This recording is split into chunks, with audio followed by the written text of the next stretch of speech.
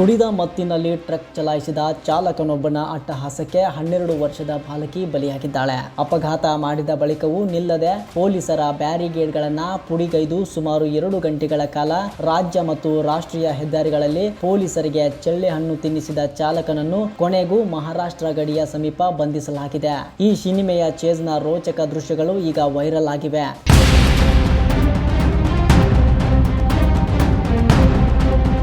ಹೌದು, ಛತ್ತೀಸ್ಗಢದ ಮೊಹ್ಲಾ ಮನ್ಪುರ್ ಅಂಬಾಗರ್ ಚೌಕಿ ಜಿಲ್ಲೆಯಲ್ಲಿ ಕುಡಿದ ಮತ್ತಿನಲ್ಲಿ ಟ್ರಕ್ ಚಲಾಯಿಸಿದ ಚಾಲಕನೊಬ್ಬ ಭೀಕರ ದುರಂತಕ್ಕೆ ಕಾರಣನಾಗಿದ್ದಾನೆ.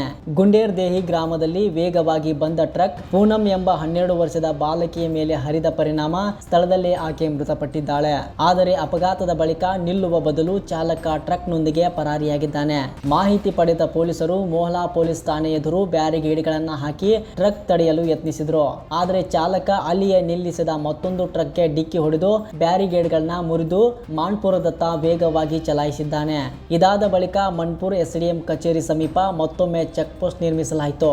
ಆದರೆ ಈ ಬಾರಿಯೂ ಚಾಲಕ ಬ್ಯಾರಿಗೇಡ್ಗಳನ್ನ ಎಳೆದುಕೊಂಡೇ ರಾಷ್ಟ್ರೀಯ ಹೆದ್ದಾರಿಗೆ ನುಗ್ಗಿದ್ದಾನೆ. ಟ್ರಕ್ ಹಾದು ಹೋಗುವ ಕೆಲವೇ ಕ್ಷಣಗಳ ಅಂತರದಲ್ಲಿ ಪೊಲೀಸ್ ಸಿಬ್ಬಂದಿ ಅಪಾಯದಿಂದ ಪಾರಾಗಿದ್ದಾರೆ.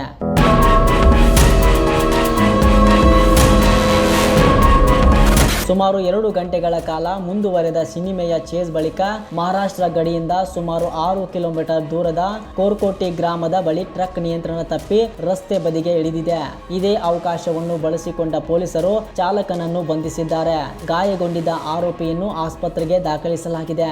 ಬಾಲಕಿಯ ಸಾವಿನಿಂದ ಆಕ್ರೋಶಗೊಂಡ ಗ್ರಾಮಸ್ಥರು ಹಾಗೂ ಕುಟುಂಬಸ್ಥರು ಮೃತದೇಹವನ್ನು ರಸ್ತೆಯಲ್ಲೇ ಇಟ್ಟು ಪ್ರತಿಭಟನೆ ನಡೆಸಿದ್ರು. ಸುಮಾರು 2 ಗಂಟೆಗಳ ಕಾಲ ರಾಜ್ಯ ಹೆದ್ದಾರಿಯಲ್ಲಿ ಸಂಚಾರ ಸ್ಥಗಿತಗೊಂಡಿತ್ತು. ಸೂಕ್ತ ಕ್ರಮ ಕೈಗೊಳ್ಳುವುದಾಗಿ ಅಧಿಕಾರಿಗಳು ಭರವಸೆ ನೀಡಿದ ಬಳಿಕ ಪ್ರತಿಭಟನೆ ಹಿಂಪಡೆಯಲಾಯಿತು. ಪ್ರಕರಣ ದಾಖಲಿಸಿಕೊಂಡಿರುವ ಪೊಲೀಸರು ಟ್ರಕ್ ಅನ್ನು ವಶಕ್ಕೆ ಪಡೆದು ಕುಡಿದ ಮತ್ತಿನಲ್ಲಿ ವಾಹನ ಚಲಾಯಿಸಿದ ಆರೋಪ ಸೇರಿದಂತೆ ವಿವಿಧ ಆಯಾಮಗಳಲ್ಲಿ ತನಿಖೆ ಮುಂದುವರಿಸಿದ್ದಾರೆ.